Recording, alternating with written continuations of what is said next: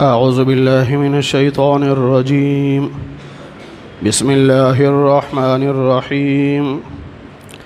كذبت قوم نوح المرسلين إذ قال لهم أخوهم نوح ألا تتقون إني لكم رسول أمين فاتقوا الله وأطيعون.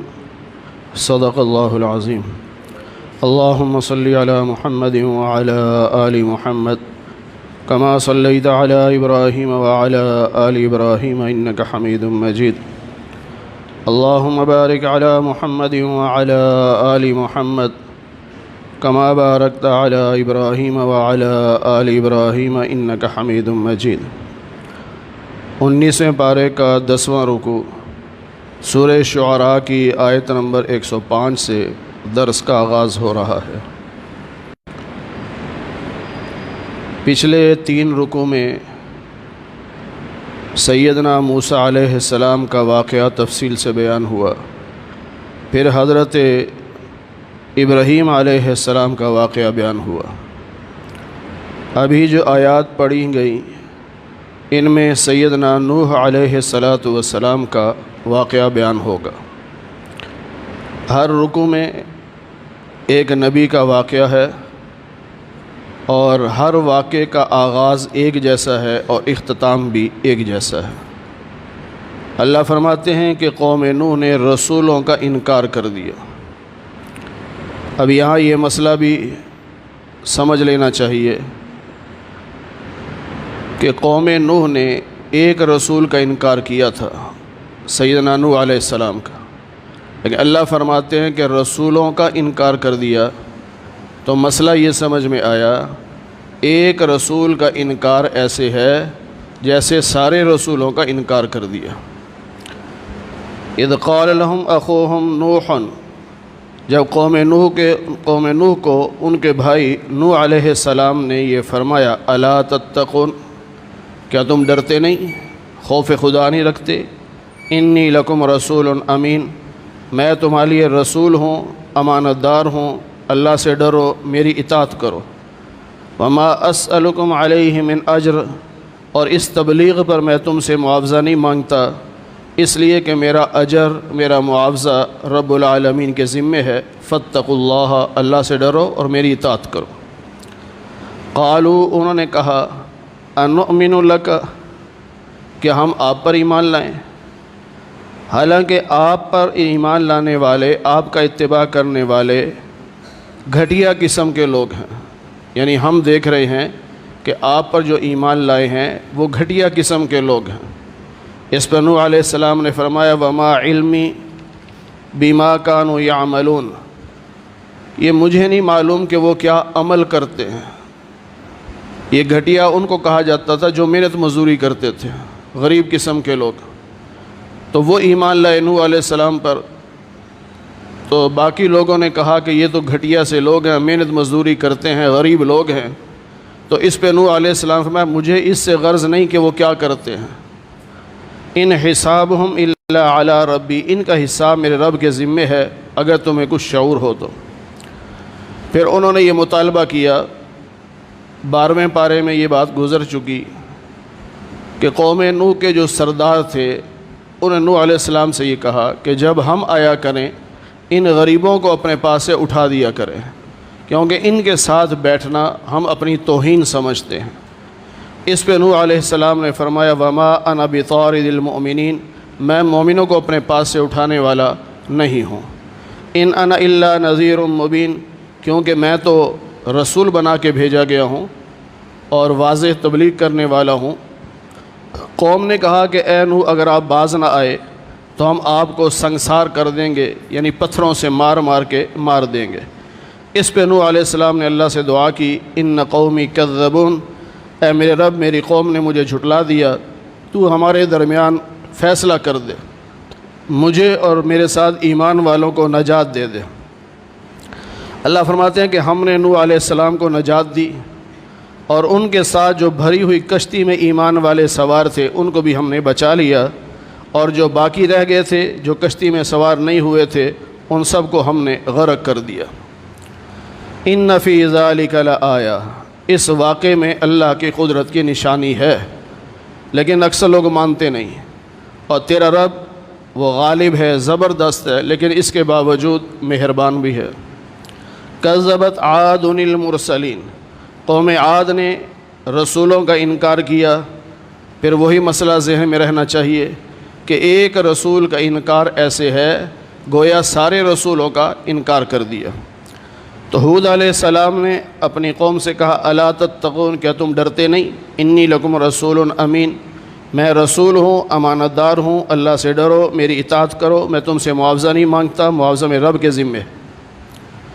یہ تقریباً ہر رکوع میں اسی طرح کا کلام آئے گا، صرف نبی کا نام تبدیل ہوگا، باقی ساری وہی باتیں۔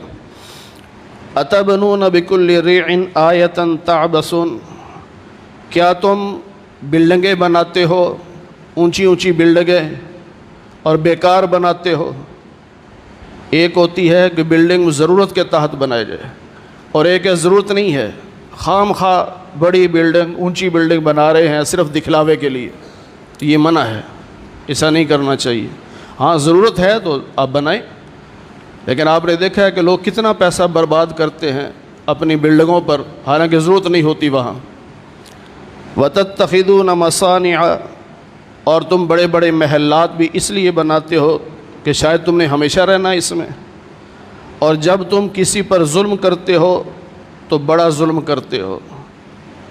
فَاتَّقُوا اللَّهَ، اللہ سے ڈرو، میری اطاعت کرو، اس اللہ سے ڈرو جس نے تمہاری مدد کی، بما تعلمون، تم جانتے بھی ہو کہ اللہ کی کیا کیا مدد آئی۔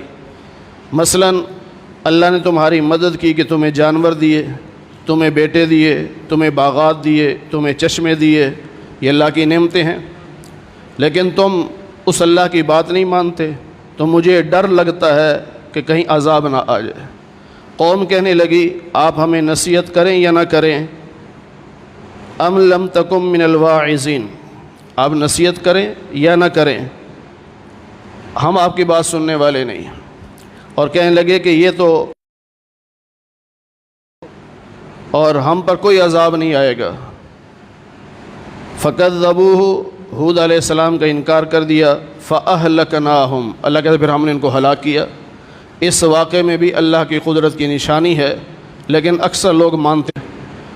پھر قوم سمود نے رسولوں کا انکار کیا، ان کے بھائی صالح علیہ السلام نے ان سے کہا تم ڈرتے نہیں؟ میں رسول ہوں، امانت دار ہوں، اللہ سے ڈرو، میری اطاعت کرو، میں تم سے معاوضہ نہیں مانگتا، میرا معاوضہ اللہ کے ذمے ہے۔ اتترکون فیما ہاہنا آمنین، تو تم کیا سمجھتے ہو کہ ان گھروں میں تم امن کے ساتھ چھوڑ دیے جاؤ گے؟ یعنی رسول کا انکار کرو، اللہ کا انکار کرو، اور تمہیں چھوڑ دیا جائے گا، کچھ نہیں کہا جائے گا؟ ایسا نہیں ہوگا۔ ابھی تمہارے پاس باغات ہیں، چشمے ہیں، کھیتیاں ہیں، کھجوریں ہیں، اور تم پہاڑوں کو تراش کر گھر بناتے ہو، پھر اس میں خوش ہوتے ہو۔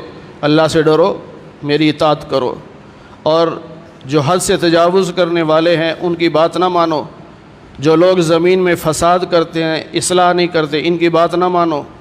لیکن قوم کہنے لگی انما انت من المسحرین، آپ تو ان لوگوں میں سے ہیں جن پہ جادو ہو گیا ہے، آپ ہمارے جیسے بشر ہیں، اور اگر آپ سچے ہیں تو عذاب لے آؤ۔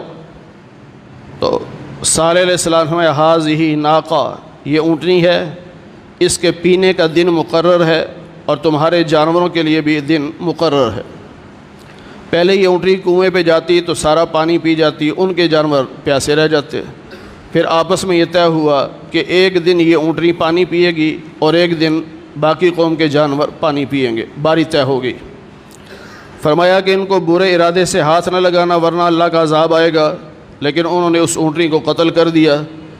پھر اگلے دن اللہ کا عذاب آیا تو صبح کو سب مرے پڑے تھے، یوں اللہ کے عذاب نے ان کو پکڑا۔ اس واقعے میں بھی اللہ کی قدرت کی نشانی ہے، لیکن اکثر لوگ مانتے نہیں۔ تیرا رب غالب ہے، زبردست طاقتور ہے، اور مہربان بھی ہے۔ پھر قوم لوط، انہوں نے بھی رسولوں کا انکار کیا۔ لوط علیہ السلام نے ان سے کہا تم ڈرتے نہیں ہو اللہ سے؟ میں تمہاری طرف اللہ کا رسول ہوں، امانت دار ہوں، اللہ سے ڈرو، میری اطاعت کے نہیں دیکھنا۔ تو پیچھے جب پتھروں کی بارش ہوئی تو اس نے پیچھے مڑ کے دیکھا، اس کے سر بھی پتھر لگا، وہ بھی ہلاک ہو گئی۔ اللہ فرماتے ہیں باقی سب کو ہم نے ہلاک کر دیا اور ہم نے ان پر پتھروں کی بارش کی، فساء مطر المنذرین، جن کو تبلیغ کی گئی تھی اور یہ نہیں مانے تھے تو ان پر یہ بہت بری بارش ہوئی۔ ان فی ذلک لآیہ، اس واقعے میں بھی اللہ کی قدرت کی نشانی ہے، لیکن اکثر لوگ ایمان نہیں رکھتے، اور تیرا رب غالب اور مہربان ہے۔ اسی طرح کذب اصحاب الایکہ، کنویں والوں نے رسولوں کو جھٹلایا، یعنی قوم مدین، شعیب علیہ السلام کی قوم۔ تو شعیب علیہ السلام نے بھی ان سے ہی کہا تم ڈرتے نہیں، میں اللہ کا رسول ہوں، امانت دار ہوں، اللہ سے ڈرو، میری اطاعت کرو، میں معاوضہ نہیں مانگتا، معاوضہ تو اللہ کے ذمے ہے۔ اور اس قوم کی جو برائیاں تھیں کہ ناپ تول میں کمی کرتے تھے، تو شعیب علیہ السلام آئے، اوفوا الکیل، پورا تولا کرو، ولا تکونوا من المخسرین، نقصان نہ کیا کرو، وزنوا بالقسطاس المستقیم، اور جو ماپتے ہو وہ بھی پورا اور جو تولتے ہو وہ بھی پورا، لوگوں کے مال میں نقصان نہ کرو اور زمین میں فساد نہ کرو، اس اللہ سے ڈرو جس نے تمہیں پیدا کیا، تم سے پہلے مخلوق کو بھی پیدا کیا۔ انہوں نے بھی وہی کہا جو قوم سمود نے کہا تھا کہ آپ تو ان لوگوں میں سے ہیں جن پر جادو ہو گیا اور آپ ہمارے جیسے بشر ہیں، بلکہ ہمارا خیال یہ ہے کہ آپ جھوٹوں میں سے ہیں، نعوذ باللہ، اللہ کے رسول کو جھوٹا کہا۔ اور پھر خود ہی کہنے لگے فَأَسْقِطْ عَلَيْنَا كِسَفًا مِّنَ السَّمَاءِ، اگر آپ سچے ہیں تو آسمان سے ہم پر عذاب اتارے، یہ انہوں نے خود کہا۔ تو شعیب علیہ السلام نے فرمایا ربی اعلم، میں رب خوب جانتا ہے کہ تم کیا کرتے ہو۔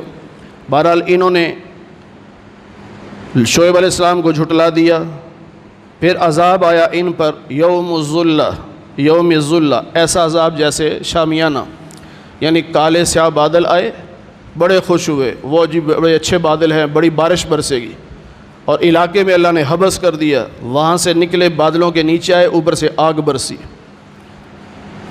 تو یوں اللہ نے ہلاک کیا۔ انہ کان عذاب یوم عظیم، اور یہ اللہ کی طرف سے ان کے لیے بڑا عذاب تھا۔ ان فی ذلک لآیہ، اس واقعے میں بھی اللہ کی قدرت کی نشانی ہے، لیکن اکثر لوگ مانتے نہیں، اور تیرا رب غالب ہے لیکن اس کے باوجود مہربان بھی بہت ہے۔ اللہ تعالی ہمیں قرآن کریم کی صحیح سمجھ نصیب فرمائے۔ الحمدللہ رب العالمین والعاقبۃ للمتقین والصلاة والسلام علی سید الانبیاء والمرسلین وعلی آلہ واصحابہ اجمعین۔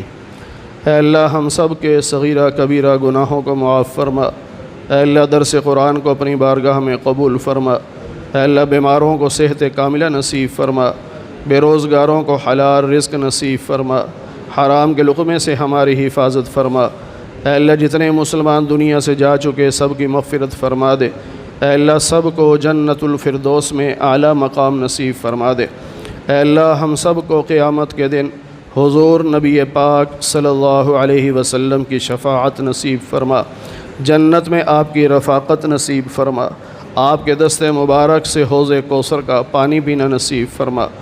اے اللہ جیسے آج ہم آپ کے گھر میں آپ کے قرآن کے نام پر اکٹھے ہیں، اے اللہ ہم سب کو جنت میں بھی اکٹھا فرما دے۔ اے اللہ محض اپنے فضل و کرم سے حضور نبی پاک صلی اللہ علیہ وسلم کے صدقے سے ہماری دعاؤں کو قبول فرما لے۔ وصلی اللہ علی النبی الکریم برحمتک یا ارحم الراحمین۔